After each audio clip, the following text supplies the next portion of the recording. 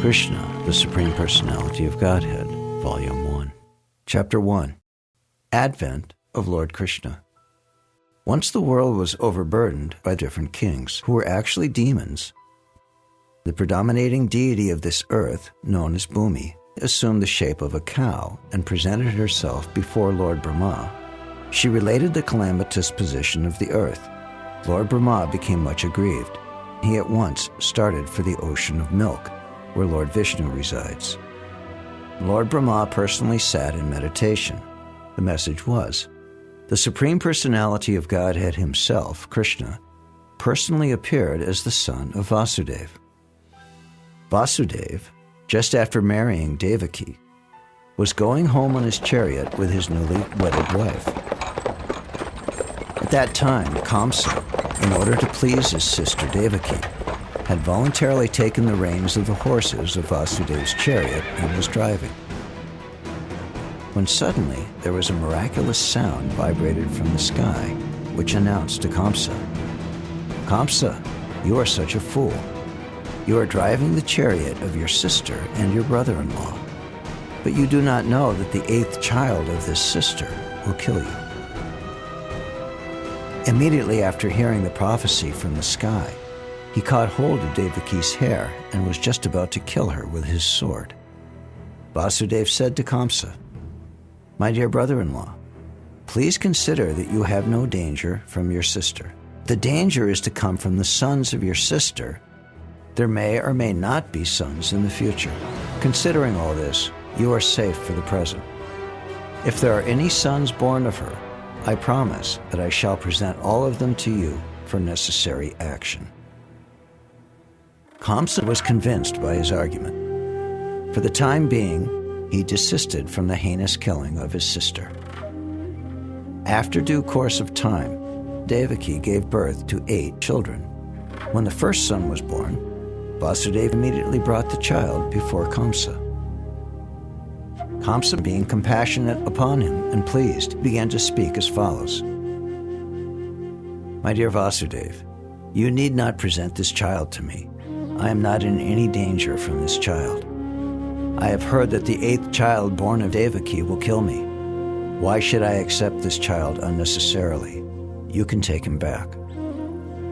At that time, the great sage Narada came to Kamsa, anxious to accelerate the descent of Lord Krishna.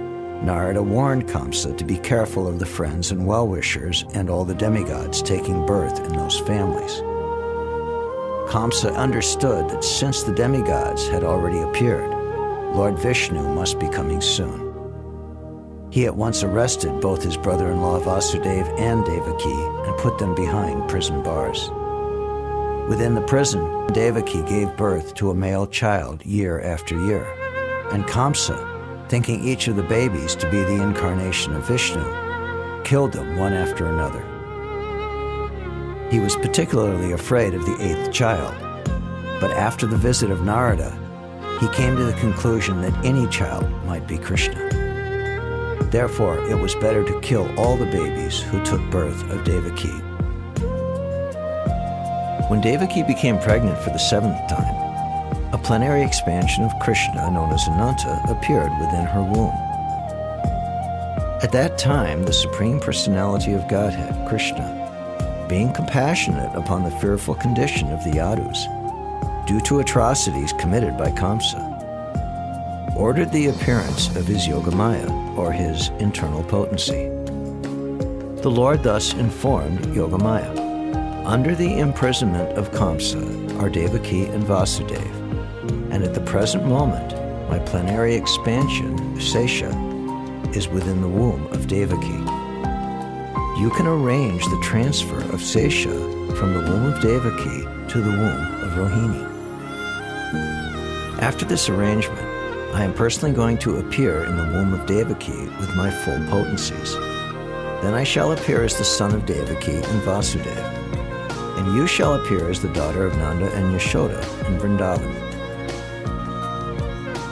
When this was done, people understood that Devaki's 7th pregnancy was a miscarriage.